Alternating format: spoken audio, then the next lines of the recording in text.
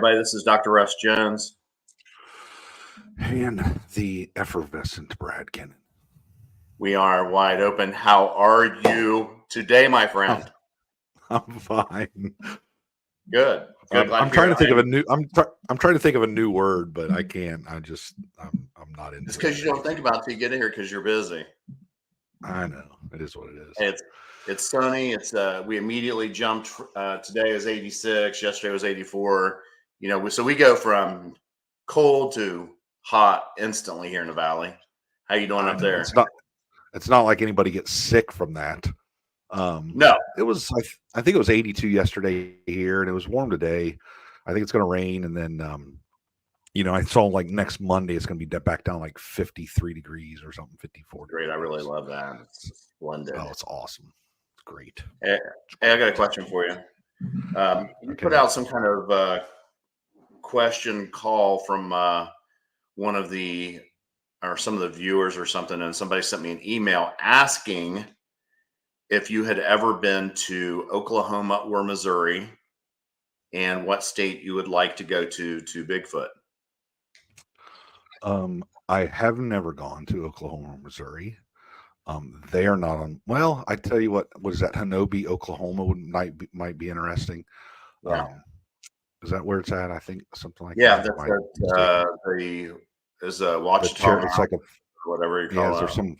Yeah, that would be interesting. But we'd really got to get out west at some point. I mean, that's where I think the Holy Grail is, and get out. But the problem with that is, you have such a giant area.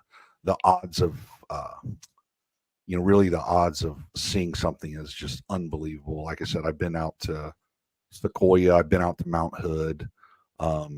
Those forests are just so massive, and there's not a lot of stuff in them because they keep people out, obviously, because they're national forests. And I can't even imagine trying to get back in there. I got this some messages today from this guy that just kind of started into Bigfoot world, and he's a retired state trooper, but he has a thermal, and he has a lot of action around the coal fields, the steep mountains of southern West Virginia. And he was in Ohio last weekend camping, and he sent me some stuff that, it could be something, it could not be something, it's hard to say, how it is.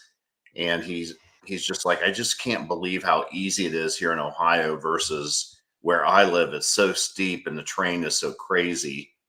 Mm-hmm. And there's a lot of truth to that, man, to be able to get to a place that, there's not a lot of room around. Try to fly, if you went out to Sequoia, fly a drone in Sequoia. It'd be easier to fly around the trunks than it would be to get over everything and try to fly, a long distance. Yeah. You look at these trees, and, the first branch is 269 feet in the air. And you're just like, it doesn't really look that big until you walk up on it and you're like, oh my God, this is massive. And so just huge swaths of land. And I know one time I was flying to California, and I was over the Sierra Nevadas, and whoever I was with said, what are you thinking about? 'Cause I was looking out the window, and I said, I'm looking at how far there are space between roads and where a Bigfoot might be. Because, you're flying 600 miles an hour, whatever it is. And I mean, it was a long ways between roads. There's a lot of space out there for something to be. Oh, absolutely. Absolutely. It's amazing what, they say that we're greener now than we were 100 years ago or whatever that is. And there's more forest, there's more deer, there's just so much food out there now for these things. And there's so many places they can be. Like, we've had that discussion about them being closer to us than we really think about. So maybe we don't have to, maybe we're looking further than we need to be looking. Well, look at the bucks. I mean, in the Midwest, when we were growing up, many of the bucks that now we let pass, we thought were huge, decades ago. And now the entire Midwest has a lot of it. But I know tonight you're bringing on somebody that comes from a place where there is some Bigfoot reports, but even less space than Ohio. Do you believe that? Well, actually, I do believe that. I tell you what is in their state. What? Giant bucks. Yeah, giant bucks for sure. Well, if you could have a giant buck, then why couldn't you have a Bigfoot? I don't know. We can ask. All right. So this is Ontario, not the province. I don't know if Ontario is a province or it's a city. I don't know exactly. Province, Canada. This is an entire province. So Russ would always say, I talked to Ontario. I'm like, are you? I don't understand what you're saying, Russ. Exactly. So he's always short and clipped with his messages to me sometimes. And he's like, so finally I learned that you were a friend of Russ's and you were in the Bigfoot world and you interact with him a lot, giving him a lot of questions and comments on things that we say. And you've had off stage, you made comments about my skin, complexion, which I appreciate that. So, and she's helped us get a couple guests. That's exactly right. So Ontario, and she's a young gun. Continuing our theme for the month. Yeah, is young guns. Yeah, I was wondering if you were just a young gun or would I be if that was just a guy thing. And you have a very nice secretary desk behind you. Thank you. That was that reminds me of one my grandparents used to have. And they had this old secretary desk and they would pull it down. And my dad's like, your grandmother and grandfather wrote every check for every bill they ever had off that secretary desk. I'm like, that's pretty cool. So anyway. Yeah, that's funny. I use it to keep all my old books, historic books. All right. So you are a Bigfooter in the Midwest. We are talking about large bucks. So you are from Iowa, not from Ontario, not from Canada, which congratulations for that. You're here from the good old US of A, not the land of utter mess up north of, Dr. Trudeau's, or he's not even a doctor. He's just I don't know what he is. I might get bleeped for that. Mr. Trudeau's fiefdom up there. So you are down here. You are in Iowa. You are a Bigfooter. You're a member of the BFRO. Have you been in this long? You don't look like you're old enough to be in this very long. I'm 31. Was this high school? Was this a high school project you did, or? No. I mean, I grew up. I always liked the weird stuff. I grew up watching like Addams Family and reading Stephen King's and the monsters and all that. And I remember just periodically we'd take fishing trips up to remote Ontario up in Canada. And I'd be like, I'd think about Bigfoot and it's like, oh, people say that there's just one. It's like, well, that's not possible. There's got to be more. And after that, I did. I'm gonna stop you on that statement right there, and I'm just gonna make a blanket statement. Anybody that thinks there's one of a species, because I hear people ask this all the time on shows, you should not be doing this. You should not be hosting anything, and you should not be asking anything because you, my friend, are not bright. So, go ahead. Yeah, so I guess after that, I did the ghost thing for quite a while. I wanted something a little bit more tangible. We were down living in. We were some weird stuff, for you? But okay. It got a little freaky, so didn't want to bring anything home. Yeah, I could hear that. Yeah. That's what I was going to ask you about. Like a lot of people say that, of course, people say that about Bigfoot. They take something from Bigfoot and supposedly Bigfoot shows up their house. I've never had that happen. Maybe I've been close enough to a Bigfoot, but did you have anything when you were doing the paranormal stuff that you felt like it was bringing it a little too close to home?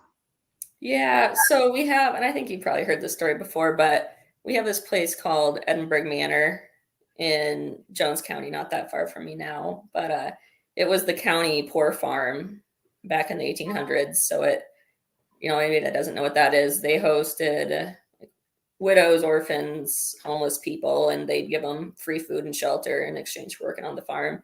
But we also have a large state penitentiary in Jones County. So they'd also take the people that are criminally insane that they couldn't house there.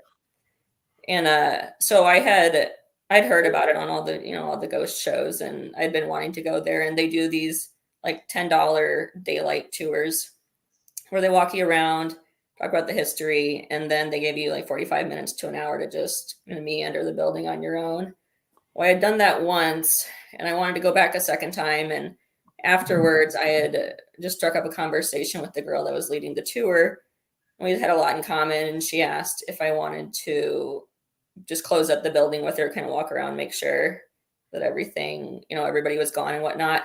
So we, went through the basement, went through the main floor. We were walking up the second floor, up the staircase. And I said, with how purportedly haunted this place is, I'm surprised that I haven't seen anything yet. And just, I don't know, a minute or two later, we had turned left up into the men's wing, and they had this like 2 to 3 inch thick service panel door to access the old pipes and everything. And it was hinged on one side and latched on the other. And we walked by it, and the door came off the hinges and flew horizontal and hit both of us and knocked us into the wall. And the girl I was with ended up going to the hospital that night because she got bruised and it had a big mirror on it. And mirror broke. Yeah. I think my husband was out of town for that month. And so I went home by myself after that. And I was like, yeah, maybe not. Yeah, that kind of sucked. Yeah. That would suck. At least with Bigfoot, we know he's not going to be kind of like coming in the next room when you can. He's not going to be opening my cabinet doors. No. Right. He's not going to be opening anything. So, and if he does, people say that they, have had an experience and they come home and then they start hearing knocking on their houses and stuff. I mean, I don't know. I mean, it's hard to believe that unless it's maybe a habituator or something like that, is back in the woods. Right. Yeah. It'd be tough in the suburban, the suburb of Columbus with in a cul-de-sac, somebody's beating on the side of your house, probably a little kid next door. Probably. So you did the ghost thing, and then why did you jump over to the Bigfoot thing? Yeah, we were living in Florida for a couple months for my husband's job, and there was a big natural area by us, and I had just stumbled upon finding Bigfoot on Discovery Plus. So I was like, yeah, I'll go out and look, walk around and stuff. And it didn't have anything. I didn't really want to walk into the Florida woods though. Yeah.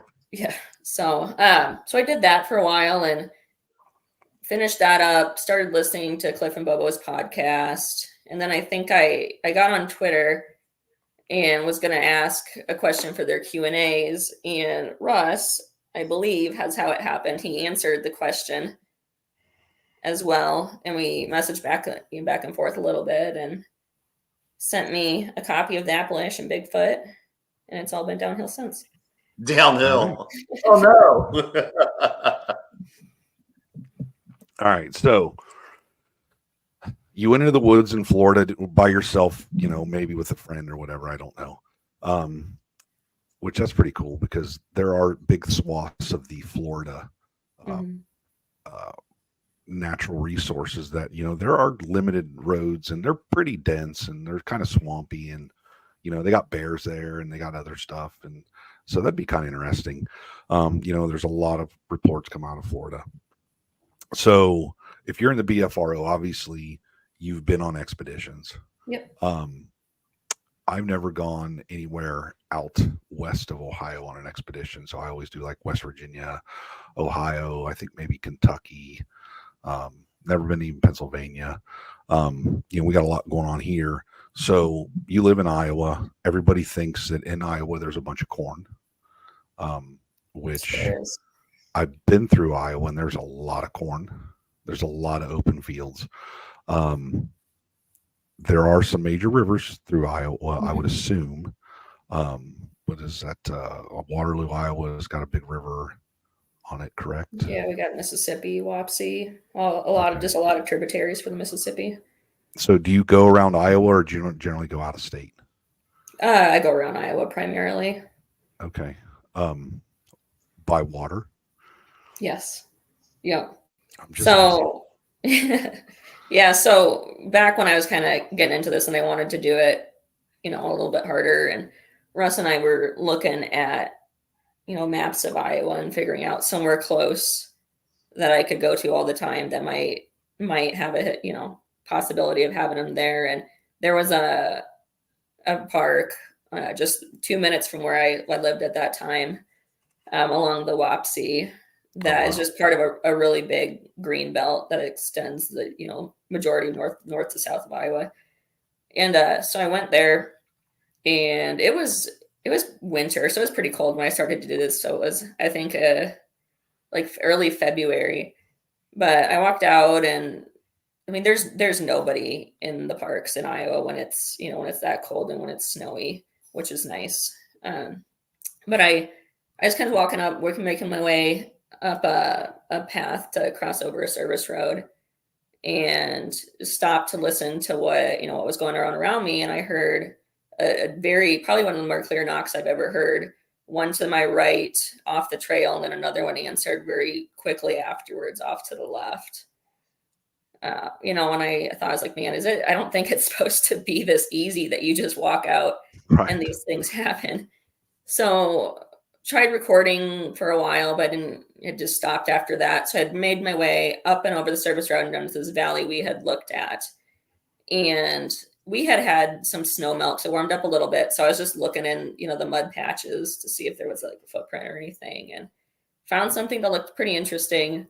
So while I was casting that, a tree got pushed down or something, fell. Who knows what it was, Bigfoot or not, but off to my right, not that far away, which, was three kind of weirdly coincidental things back to back. So, I've worked that park really, really hard year round, but the only times I seem to really get anything is during the winter months. So do you believe, so that's a good, Russ did a good job for directing you to that, because the way I see it is, I've been through Iowa. A lot of people have been through Iowa and Nebraska. They kind of all look the same. It's these giant swaths of giant fields, just wide open. I remember I maybe getting over towards Omaha, Nebraska. I think there's more of a rolling hill. It was kind of, I was pretty surprised that Omaha's not flat, and that's Western Iowa. Mm-hmm. You get west of Ames or west of, yeah, it's Ames, right? Is that Ames on the main freeway going west, right? Am I right? Yeah, by 30. Well, yeah, on 35. Okay. You keep going and you run into Omaha. Yep. I was very surprised that there wasn't corn everywhere. There was a lot of hills and creeks and some lakes and rivers, and I was very surprised, but I guess you're right. So, we were just talking about where I'd go. And if I go out west, I go to Mount St. Helens. Well, Mount St. Helens or, Mount Hood or whatever it is out west. So you have this thing right in the middle, and there's all this land all the way around, where if you've got that dialed down to an area that's, a couple miles wide, but it's long, they got to pass there somewhere, right? Mm-hmm. Sometime of the year. Yeah. Well, and the western part of Iowa is not even really the good, really hilly part. I'm based in eastern Iowa, and about where I am in Jones County, and if you move, north, east, or south of there, it's all really huge limestone bluffs. Really, really big tracts of forests. Yeah, we're not far from Wisconsin and Minnesota either. Oh, okay. All right. Yeah. So, as pretty much Jones County and east is where it gets really bluffy and a lot more forests, which is where, I've had most of my stuff, a couple of different places up and down there. But I just, I've heard one good report out of probably southwest Iowa, but I don't know, there just doesn't seem to be anything super recent. But that's sort of like, reports out of Kansas. Yeah. They're just not very common, or, it's some Bigfoot in a wash or something that somebody saw from, 900 yards away, maybe, or something. That's kind of what I remember reading out there. There just wasn't a lot of stuff. What was the report? What was the report you liked out of southwestern Iowa, or was it southwestern Iowa? I'm sorry. What was the what? The report that you liked.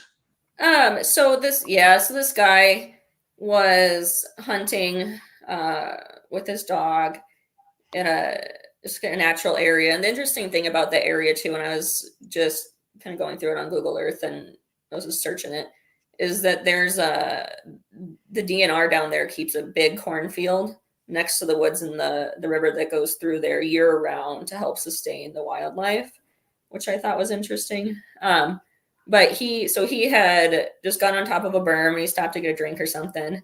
And he noticed his dog was kind of going off, pointing towards some blue stem grass, which ends up being pertinent, but blue stems usually anywhere between probably 6 to 8 feet tall, kind of over by the water. And he's an anthropology student too at that time, which was interesting in Iowa State. So he looks over and he sees this dark brown hairy thing walking past the blue stem, moving back towards the timber.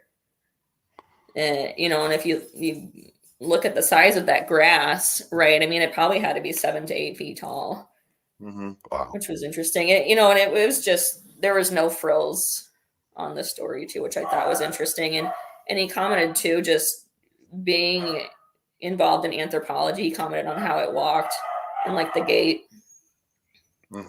What was his comment about the gait? Anything in particular? Just that it walked more like somebody who was cross country skiing. Okay, all right. That's something Hear that a lot. One of the things that I always think when we were talking, I was thinking about. I remember Dr. Meldrum and out west. They would think that the areas of territory for a possible Bigfoot, a home territory. At one point they were talking like 500 square miles or something like that, an enormous area of land. Of course, they don't have the diversity in the food that we have on the East Coast, where something doesn't need that thing. But it seems like in Iowa, if they were going to exist there, it would be almost the same way, like that they needed to cover a great amount of ground just to be able to get cover. Is there any woods? Like I always think, of course I was in Iowa for 4 years or 5 years, I guess, for doctor school. And I didn't spend a lot of time in the woods there, obviously, because I was busy. But do you think that primarily that they're in the river valleys and the woods that surround them? Or are there any plots of woods that may be large enough to hold them? I don't think that they're stationary in any one specific plot of land. I think they just move up and down the rivers. Whether I abide a lot by what the NAWAC said in their Tag 7 paper, that they had thought that whatever their had tagged was moving about 60 miles. I don't know if it'd be exactly that here, but if they stick close to the rivers and in those green belts, they go through all the good spots through the eastern area. So there's probably at least a couple groups, I think, stationed across. Like in West Virginia or Ohio and many of the Appalachian states, we always think that, there's, Ohio maybe 100 to 125 Bigfoot. West Virginia may hold 150 to 225. And these are based on comparing, the BFRO uses the number, I think 69 to 1 for bears. And what was his name? The Grover Krantz used 101. Of course, that was bears out west. But, giving those numbers, what would you expect the numbers to be in a place like Iowa? I don't know exactly the numbers, but I was looking at Google Earth earlier today and just looking at where all the different spots that I've had stuff happen is. And I think there's probably 4 small groups. If you look at just the feasibility of how they could move, there's one up by Yellow River State Forest, which was in one of the Finding Bigfoot episodes. That one has a long history of sightings. And, being up that far northeast, they probably go into Wisconsin too, and Minnesota. And there's just, a lot of areas for them to move around. And then even, up there, and we can come back to this too, we did a small private expedition and we had a park ranger approach us and want to talk about Bigfoot, and had said that, sometimes on occasion that they'll pass through the campgrounds. Oh, right. So he even mentioned he even used the word Bigfoot. Yeah, I guess he saw like Bigfoot on one of the guys' shirts and came up and was just kind of, just making small talk. And then he started bringing up the Bigfoot thing and just that they had, sometimes they'll pass through that specific campground, which was interesting. Wow. But yeah, so I think there's probably a group up in that northeastern section of Iowa. And then probably one in Dubuque, which would be along the Mississippi, which is just a lot of different land and woods. And then one that's probably the ones that I have occasionally interacted with, but I think they probably move up and down the Wapsie.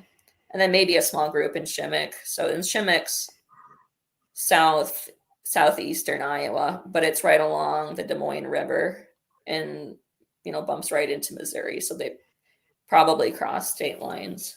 But I don't know, I don't know how many there are in a group, maybe 2 or 3 where, if the males move between the groups or what, but I think there's probably four small groups that move along those areas.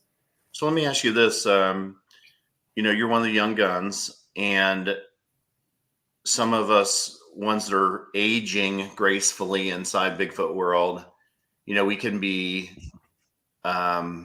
definitive or about what we believe, whether, Brad and I are pretty much, Bigfoot is a natural primate type thing, flesh and blood, but there's some people that are older that, they believe, more of the woo type thing. Do you believe that the young guns that are coming along, do you think that they're more open-minded to the woo aspect, or do you think that they are kind of like the rest of us and that, there's some are one way and some are other ways?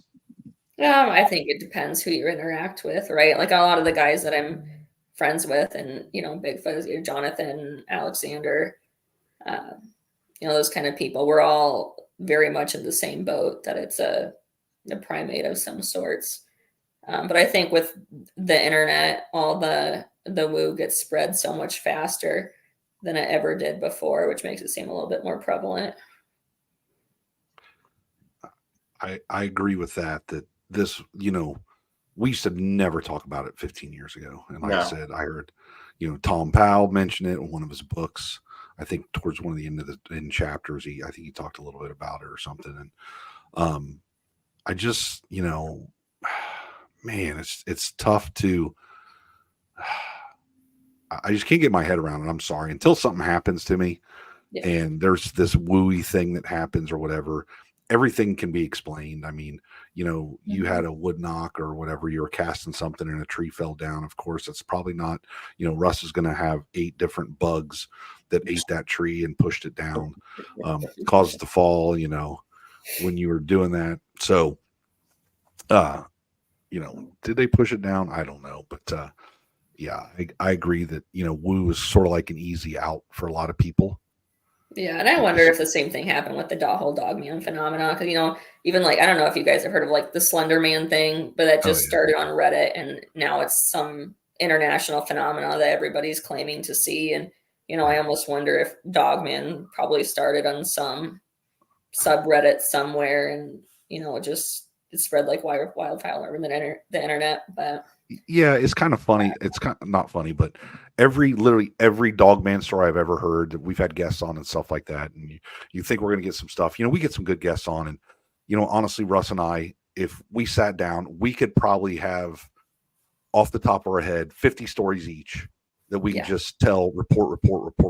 And they're not just road crossings. It's not just, something, it's a good story. Dogman, to me, every time I ever talked to anybody, it was like, well, a guy was driving down the road and this thing looked like a dog walking on 2 legs, ran across the road. And that's it. That's literally what every story is.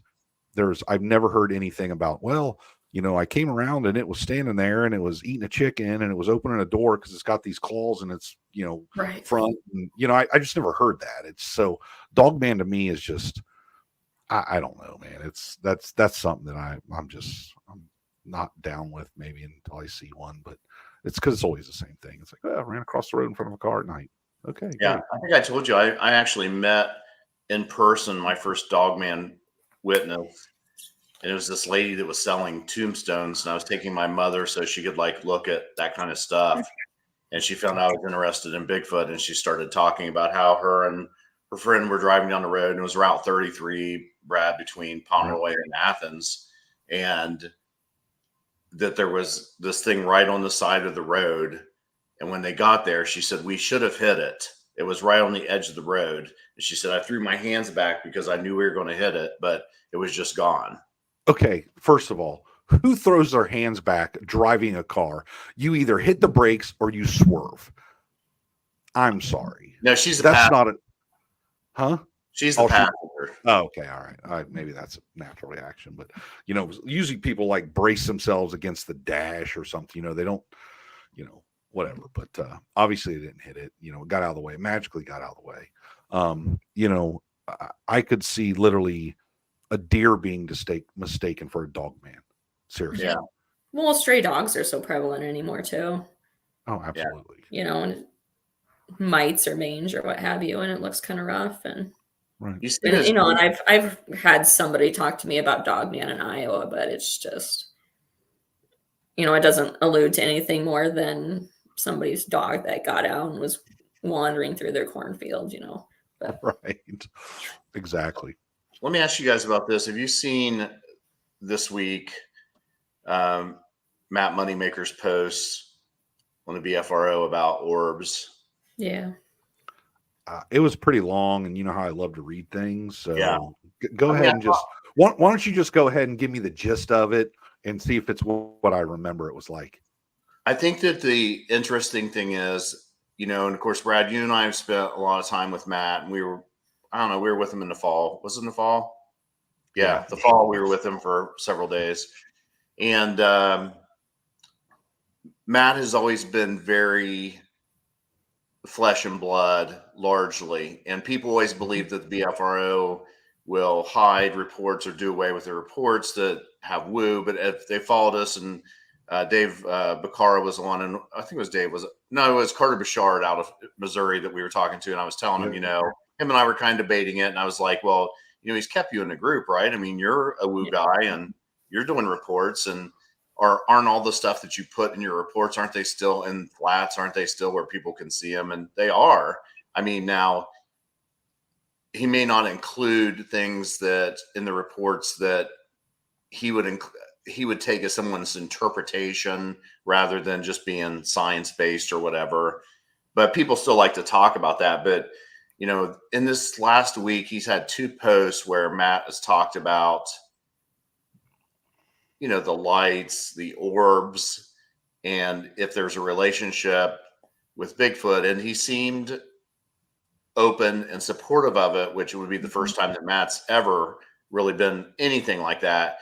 And if you read down through the comments, a lot of people were kind of surprised. A lot of people were shocked. A lot of people were encouraging because they're like, oh, it's nice to finally hear something like this or along those lines or whatever. But I was just curious what you guys thought. I know, Brad, you haven't heard of it, but you did see it, Ontario. Yeah, I read it, which it surprised me too, because I know I've heard him talk about a lot of times the orbs just being earthquake lights, just, you know, electricity along tectonic plates. But, you know, I don't know. I don't think it's related, I guess. I don't know how it could be, but. You know, a lot of times,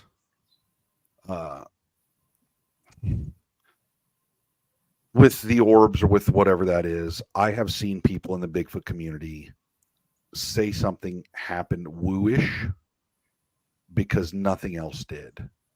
So they say something wooish to get that interaction. The time spent out being out there. Do what? Time I said I think it makes them feel better. Yeah. You know, about spending the money and the time to be outside. And right, exactly. So something wooish happens, and you know, people, then you can have that conversation. It's not just a lost night. You know what I mean? I went in the woods, nothing happened. I walked back out of the woods. It was dark, it was cold, and I stubbed my toe and I got my tent. I went to sleep. You know, or did something wooish happen that I maybe can't explain, but it's kind of wooish, and I think I saw something, but maybe I didn't. You know, and now it's that interaction they have with some people around a campfire till 2:00 in the morning talking about it. You know, I could see that happening. I really could. Brad, have you had anything wooish happen to you? No. What about you, Ontario? Have you had anything happen that was wooish beyond when you're ghost chasing days? Ghost stuff, maybe, yeah, but nothing Bigfoot. But I see, you know, on the investigations that I've been on, you know, you'll see a lot of people say they saw something, and I think they tell themselves that they saw it, and then they tell other people about it, and it is almost breathe life into it to a point where they 100% believe that this thing happened, where you know, maybe actually a fraction of it actually did. Right. I'm always curious about the relationship. Like, just because you're in the woods, what makes you think that if you saw something, whether it's, you know, earthquake lights or tremor lights or ball lightning or whatever it happens to be, you know, what makes that related to Bigfoot. Just because you're in the woods after a Bigfoot doesn't mean that there's a relationship necessarily between the two. You know, it's dark out there and there's trees out there. Does that mean that, you know, Bigfoot's always in the dark and Bigfoot's always at trees? I mean, you know, sometimes there's just a relationship on where you are and not necessarily having anything to do with, you know, the position you're in. I don't know. It's interesting, but I thought it was interesting that Matt was open to it. I mean, we didn't have any of those conversations when we were with him last time, and we spent hours and hours with him. We had other conversations, but not that one. Yeah. Yeah. So, you know, like I said, I don't know, do you have to garner more interaction? So you throw something out there a little controversial to get people to interact. I don't know. I mean, like clickbait or something like that is what you're saying? Yeah, but I don't know if Matt would do that, but you know, or anybody. Like I said, I have seen people say stuff is woo, and I do believe it is, because you're exactly right. They don't want to waste their money all weekend for nothing to happen. Yeah. Well, and you know, maybe something did happen, but who, like Russ said, who says it's attached to Bigfoot? Why couldn't it be something else? Right, exactly. You know, I don't know. I haven't experienced anything out there like that. The first time that I met Matt and the first time I met Brad, which was like 16 or 17 years ago, we had absolutely nothing happen on our expedition. Not a single thing. No, nothing. It was all 99% of the time, yeah. Right, yeah. Exactly. So being in the BFRO, do you do reports? I do, yeah. So I do Iowa, but I'm also doing a lot of the Midwest states that just aren't getting enough attention from other investigators. So, you know, I'm doing Minnesota, Wisconsin, Illinois, Indiana. Do you have any reports that kind of stick out in your mind that our listeners can go maybe look at and say, man, that's a good report, or, you know, give us the gist of that? Something that would be a good, you know, 5-minute YouTube video. Yeah, so we have a good one that I did in Flats out of Dubuque, and when I got into Flats, there was probably 75 to 100 reports in Iowa that just hadn't been touched for years and years. So I spent a lot of hours just following up and calling people and emailing them, trying to get them to answer the phone, you know, 4 years after they submitted a report. Good luck. Meaning why nobody's cared until this point. But I called this woman in Dubuque, and she was very elderly, and she was very confused who I was and why I was calling her. Okay. And because I try not to, prompt them too much, but you know, I said, you had written a report to us about something that you had happened in 1959 at a Girl Scout camp. And she snapped to it and just recalled everything perfectly, which said a lot in my mind. And hers was kind of a two-parter. And I think almost the best part of it, isn't the report that she submitted the first time. But so it was like 1959. She was a counselor at a Girl Scout camp in Dubuque, which is the Camp Little Cloud. It's still around today. But so after all the girls had gotten there, she had seen kind of a shaded figure standing over by their craft hut. And, you know, the next day she asked some of the other men in the camp, you know, were you standing by there? Were the parents still there? And it's like, no. And then she had said her and the other counselors had been hearing something kind of walk in the gravel past all the tents, kind of mess with the canvas, which, you know, that I think could be explainable in itself. But towards the end, once the girls had gone home, they started hearing these really, really loud shrieks kind of coming from the furthest points of the camps out in the trees. And they had, you know, every single time that they had heard these things, they called the deputies out to investigate, didn't see anything. And then the night after they had left, if I'm remembering it right, she had the deputies out there because they were hearing the sounds again. And a tree branch got pulled down, and they went and found it. And it was, I think, 8 or 9 feet up in the air, and it was about a 6-inch thick limb of maple. and it was making more sounds after that, but it had moved kind of up along a creek. The deputies were going to had started walking in there to see, if they could find this thing, and they ended up turning around and said, "You know what? You guys just go sleep in the lodge. We're not gonna go after this." But so that's all that one was. But then, like a couple months later, her mom and her dad were driving up to visit her grandpa in a town called Delhi in Iowa, and it was late at night in the dark. Dad was driving, mom was passenger, and she was in the back. Well, she hears, her dad yell, "What was that?" And she looks up, and in the headlights, she sees this kind of, she said, teenage boy-shaped, gangly thing with like red Irish setter colored hair hanging off its body, run across the road, put its hand on a guardrail, and swing down into a creek bed. Oh, wow. She said, she's like, I had no clue what that was until the Patterson-Gimlin film footage came out. And she said she knew when she saw that's what she saw. Yes. So if she recalled this stuff with Bigfoot in 1959, that was well before the P&G, and probably there, in the 50s, late 50s, was there a lot? I mean, you'd literally have to go to your local library. Yeah. Iowa got left off the book distribution list, I think, most of the time. So they only had 8 books in the library in 1959. Yeah, but that's report 36817 that's published on the BFRO site if anybody wants to read it. Okay. That's pretty good. I mean, for it to be, it makes sense being around a Girl Scout camp or a camp, they like to interact with that way. Makes perfect sense. And for the cops to come out and they just like, screw you guys, go to the lodge. Not my problem. Yeah, not my problem, you guys.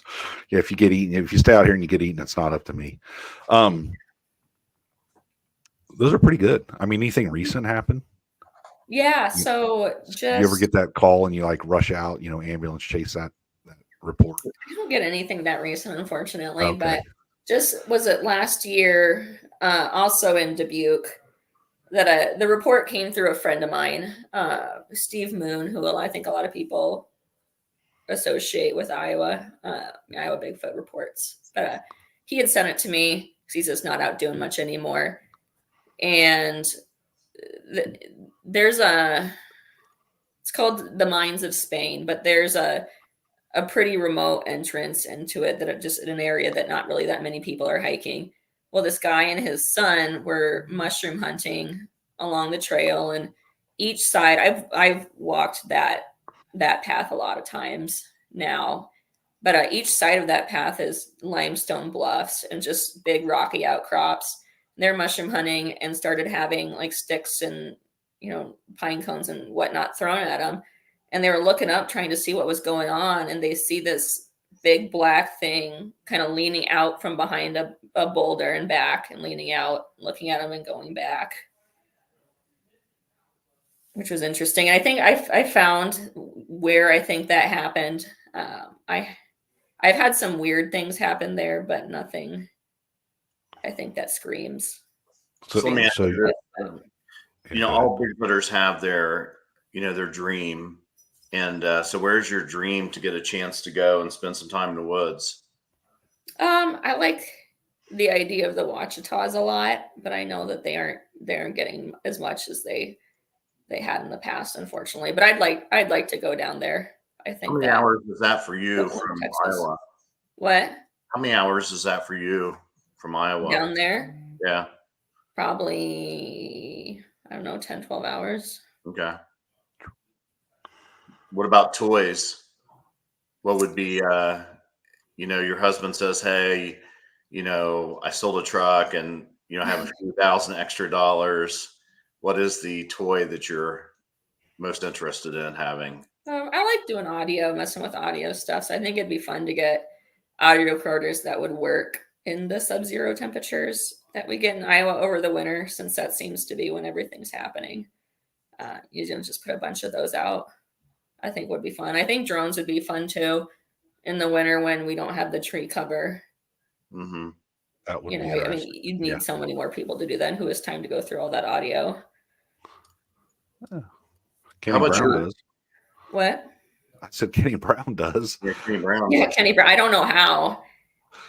I have a hard time keeping my focus when you're Yeah. going through just hours and hours and Yep. hours. Are Yep. you using the Audacity? Yeah. Okay. So you're just going through and looking. I wonder if some of the problem you don't have is, like near my farm. I mean, it's fairly remote and it seems quiet. But then when I put recorders out, I was like, gosh, this is not quiet at all. And it was taking so long to go through everything because, not normal sounds that you would get if you had it somewhere in the middle of the woods where it would be just, certain things making noise. It was like different types of tractors and different types of four-wheelers and just a wide Highway array of, sounds, yeah. farm country sounds. Yeah, I keep a visual library of all the known animal sounds. Like I'll have a little section for coyotes, and if I hear coyotes that sounded different than I had before, I'll just take a screenshot of it and just add it to that document. So it makes it a little easier to just if we're listening to every single thing, I just kind of look back and see if I recognize it. You seem very, you seem very organized. So when's the first book come out? I am a far not interesting enough to publish a book yet. All you need is about 500 reports. Yeah, Russ said another 1,000 reports. Yeah. I was the first book was 500 for me, and that's what when I was talking to her about something or other, I said, all you need is just do like 500 and you'll have a lot of stories. And you'll be like me. I go through my drawers and pull out my notebooks, and I won't even remember the people that I talked to, and I'll read this report, and I was like, I don't even remember that. He's neurotic. I can't. Yeah. He's I just think never. there's a lot of I know Bobo was asking one time on her show. He said Russ thinks that there's just 100 people in the country that I think there's like thousands that are interested in Bigfoot that may show up at a conference or may go camping or something like that. But in terms of, legitimately having a plan and trying to move the needle, I'm not sure there's that many people. No, and I get people all the time asking me, oh, this area is so good. I think you'd like it. You're like, well, why don't you go out? Go walk it. And see for yourself, and they always got some excuse. I mean, it is so there's such a barrier entry into this pastime. You need a pair of shoes, and you need to get somewhere, and you need to walk. That's literally it.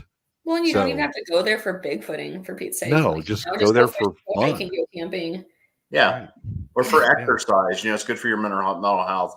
If you're going in the woods to hear something of this Bigfoot related, you'll be sadly disappointed. But I think that's the reason why we see so much of the people having the stick structures and all this other stuff, because people just don't want it to be that hard. They want it to be overlooked. And when you ask them the hard questions about why did the Indians not say anything, or why did the pioneers that hunted, why is this modern man that walks in the woods, 100 hours a year can find something that Daniel Boone didn't notice?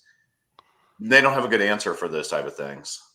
And another thing I know that I really think is interesting too is the people that come and go in Bigfoot world. You'll have witnesses that will get consumed with it, and they can be consumed with it for a few months, or investigators, and job situation changes, family situation changes, whatever it happens to be, or maybe they just lose interest. But there's tons and tons of people that I knew initially when I started messing with Bigfoot that you just don't hear from them anymore. They're gone. Oh yeah, absolutely. I don't know why it's like that. I mean, maybe it's because in the old days, saying, say 10 years ago and before, there was really not woo. There was no stick structure stuff. There was none of this other stuff that people are finding so readily now. And it's hard to find tracks. I mean, even someone that was out as much as me, 3 or 4 times a year, I was finding a track, and it wasn't like a Patterson Gimlin track. It was like a sketchy track. Yeah, that's, you've seen all the things I've casted, and they're, it's hard. I think it's interesting. You're doing the LiDAR, the scanning of possible footprints and handprints. That are you casting as well as doing the scanning stuff?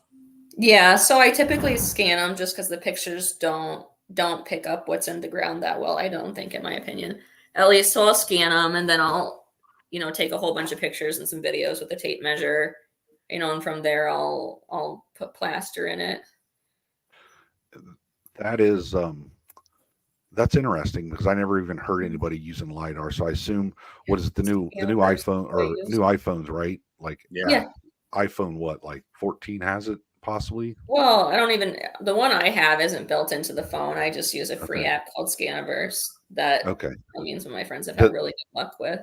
I would say, does it do a fairly good, fairly high or decent resolution of the image? Okay, that's pretty interesting. I never thought about using LiDAR. Yeah, you just get a better interpretation of what was actually in the ground before you cast it, because the cast never comes out quite looking like what was in the ground, but the scans really help in conjunction with the pictures and the cast. That might be something, Russ, to that since you're an Apple guy, I think you have an Apple 2, 3, you might need to upgrade. I don't know. I'm always, with tech stuff, man, I always get sucked in. I always have to have the new thing. Sounds about right. Okay, I just wondered. So if you got an Apple, iPhone 14 or whatever it is, or 15, maybe look into LiDAR and see. That'd be interesting because I'd like to see, when we're at the conference here in the next couple of weeks, I'd be interesting to see, how good of a resolution and what you could do with that. Because you could take that resolution, you could take that, put into a 3D printer, and see how good of a duplication you get out of a 3D printer. Think about that.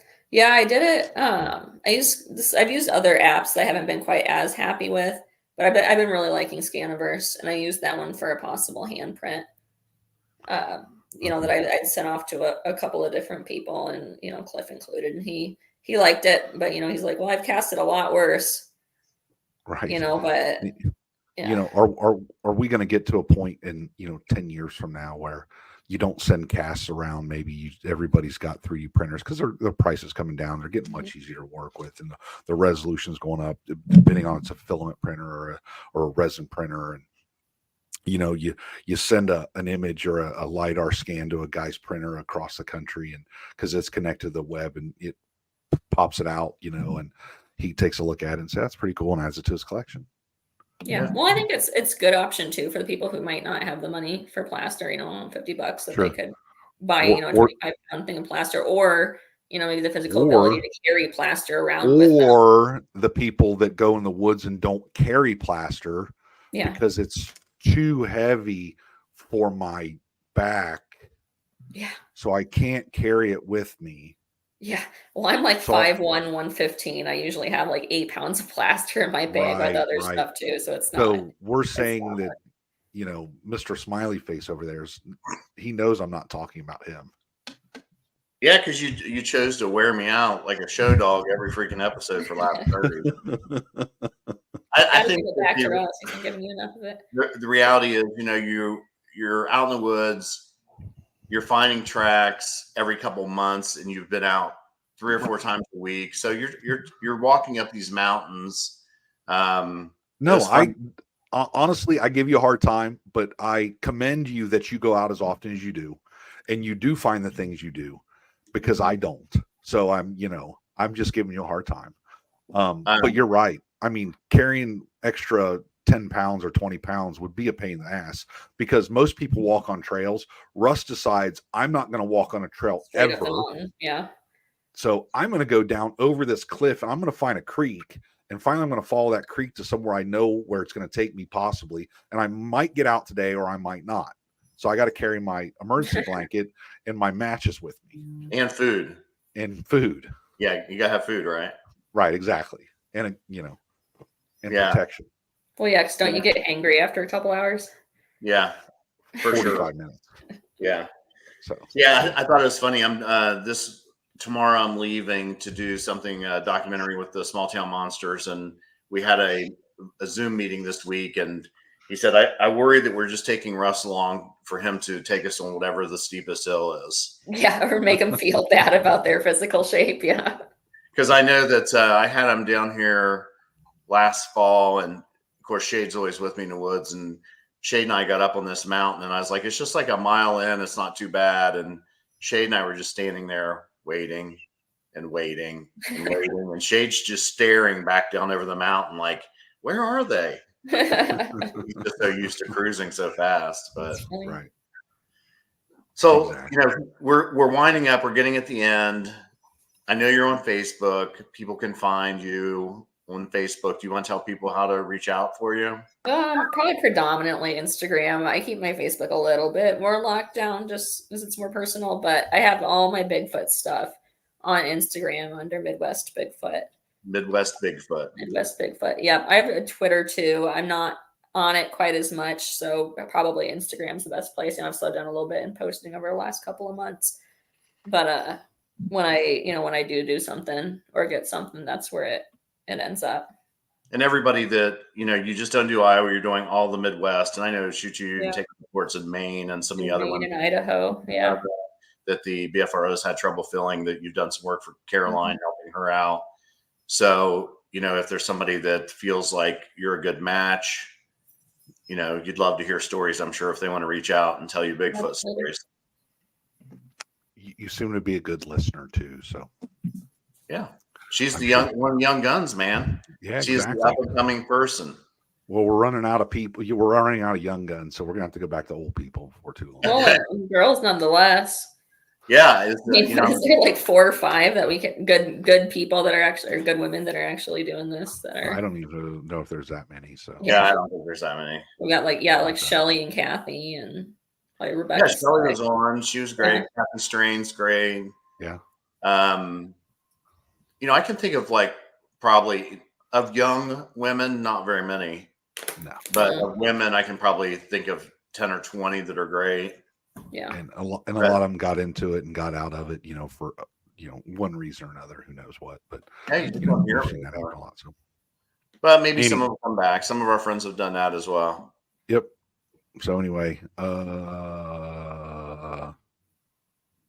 right. Midwest Bigfoot on Insta, you know, and I'll post that up there. So you know that you help get us our guests, and you give us kind feedback, and I really think that you're going to be a person that everybody's going to look up to in the next 5 years.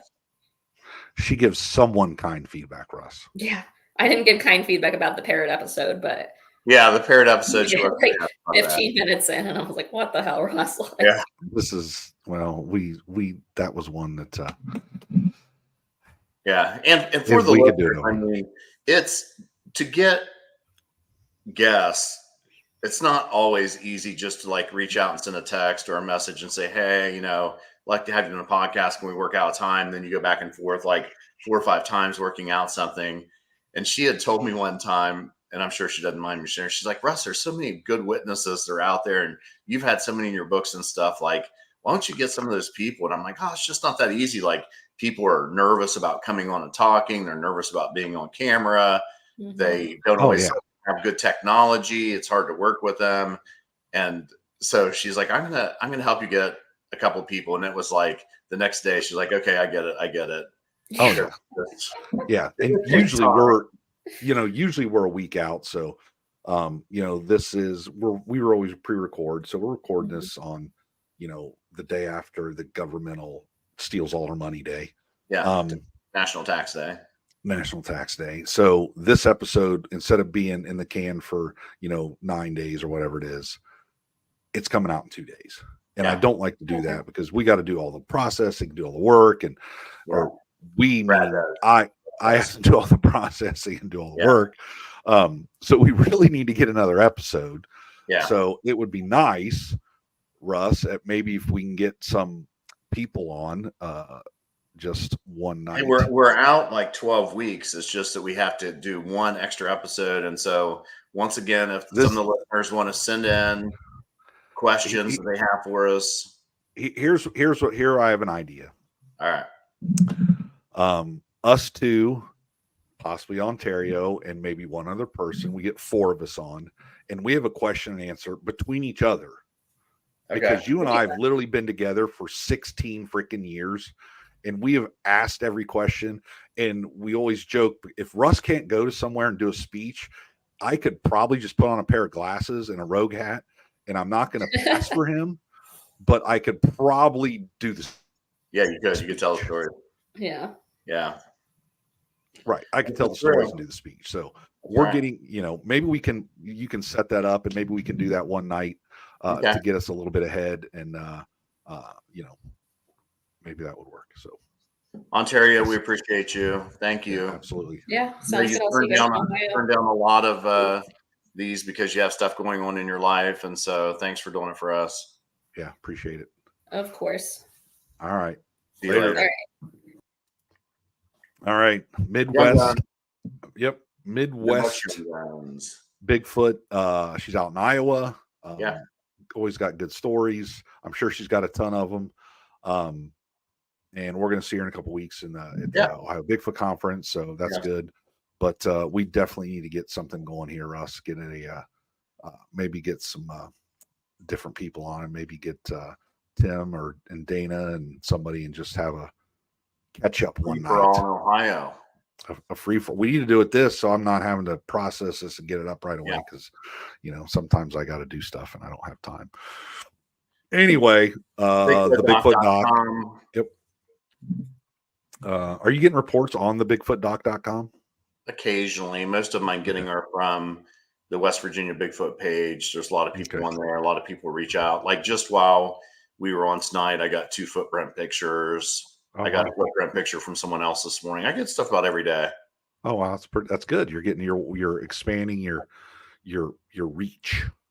So well, hard to find good stuff, man. You know what I mean? It really is. It actually is. So people don't understand, and we've been doing this a long time. But you're right. We had just getting guests on is hard enough. Yeah. Especially interesting guests. So yeah. If you want to be on and you're an interesting person, maybe reach out. Yeah, absolutely. We'll talk about anything.